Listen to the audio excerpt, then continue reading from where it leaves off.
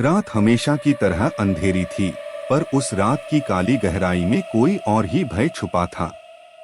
राजा विक्रमादित्य शव को कंधे पर उठाए घने जंगल के बीच से गुजर रहे थे।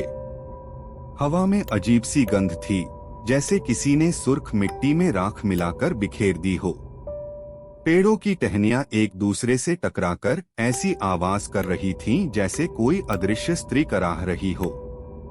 बेताल ने विक्रम की पीठ पर हलचल की और अपनी रहस्यमयी हंसी छोड़ते हुए बोला, राजन, लगता है आज तुम बिना कहानी सुने मुझे लेकर निकल जाओगे।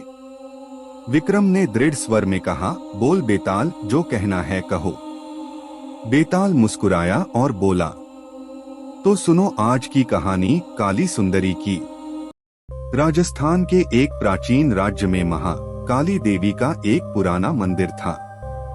मंदिर इतना पुराना था कि उसके स्तंभ समय की मार से काले पड़ चुके थे।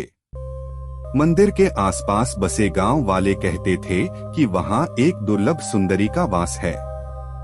एक ऐसी काली सुंदरी जिसे देखने वाला या तो मोहित हो जाता था या फिर नष्ट। इस गांव में एक साहसी सेनापति था, वीरेंद्र सिंह। वह सुंदर, बलिष्ठ और बुद्धिमान था, पर उसकी एक कमजोरी थी, सुंदरता के प्रति आकर्षण। एक दिन वह मंदिर के पास से गुजर रहा था कि उसे हवा में मीठी खुशबू आई। उसे लगा जैसे कोई स्त्री गीत गा रही हो। उसने आवाज का पीछा किया और मंदिर के पीछे एक काले कमल के तालाब के पास एक युवती को देखा। उसका रूप अद्भुत था। त्वचा गहरी काली पर चमकदार, आंखें नीली जैसे रात में जलते दीपक, लंबे बाल किसी काले रेगिस्तान की रेत की तरह बहते हुए। वीरेंद्र मंत्रमुग्ध हो गया। उसने पूछा, तुम कौन हो देवी? युवती हल्की मुस्कान के साथ बोली, लोग मुझे काली सुंदरी कहते हैं। उसकी आवाज में ऐसा जादू था कि वीरेंद्र अपने आप को भूल बैठा। उसने प्रतिज्ञा कर दी कि वह उससे विवाह करेगा। काली सुंदरी ने कहा, विवाह तभी होगा जब तुम मेरे 3 प्रश्नों के उत्तर दोगे। वीरेंद्र ने साहस दिखाया और हामी भर दी। पहली शर्त, सत्य की अग्नि। काली सुंदरी ने पूछा, सच्चा प्रेम क्या है? वचन या त्याग? वीरेंद्र बोला, वचन के बिना प्रेम अधूरा, पर त्याग के बिना प्रेम झूठा।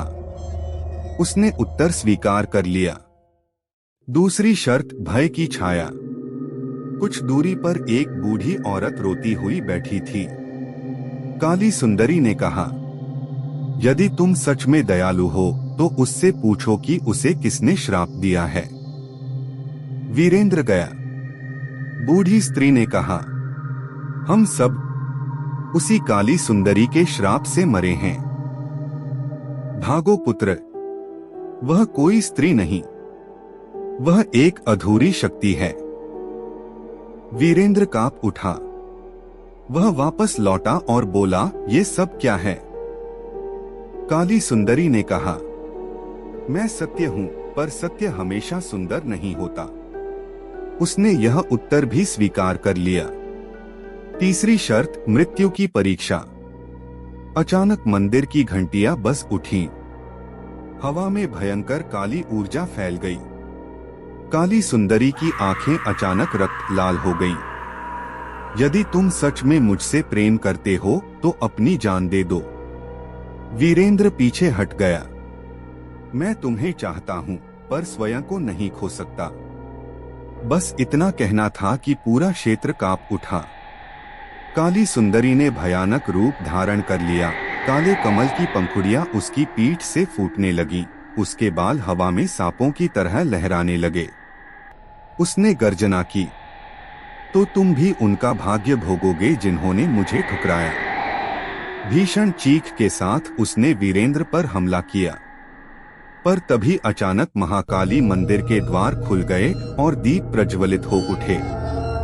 एक दिव्य प्रकाश निकला जिसने काली सुंदरी को पीछे धकेल दिया। एक तेज आवाज गूंजी, जो शक्ति अधूरी हो वह कभी संपूर्ण नहीं हो सकती। काली सुंदरी चीखी, पीड़ा से तड़पती हुई राख में बदल गई। वीरेंद्र वहीं बेहोश होकर गिर पड़ा। बेताल ने कहानी कहकर पूछा, राजन, इस कहानी का उत्तर दो। क्या वीरेंद्र दोषी था? क्या उसने काली सुंदरी को ठुकराकर सही किया या उसे अपनी जान दे देनी चाहिए थी?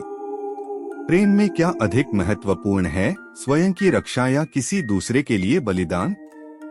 विक्रम ने कुछ क्षण सोचा और कहा, स्वयं की रक्षा हर जीव का धर्म है। प्रेम कभी जीवन छीनने को मजबूर नहीं करता। यदि प्रेम बलिदान मांगे तो वह प्रेम नहीं, बंधन है। अतः वीरेंद्र सही था। उसने सत्य को चुना, न कि विनाश को। बेताल हंस पड़ा।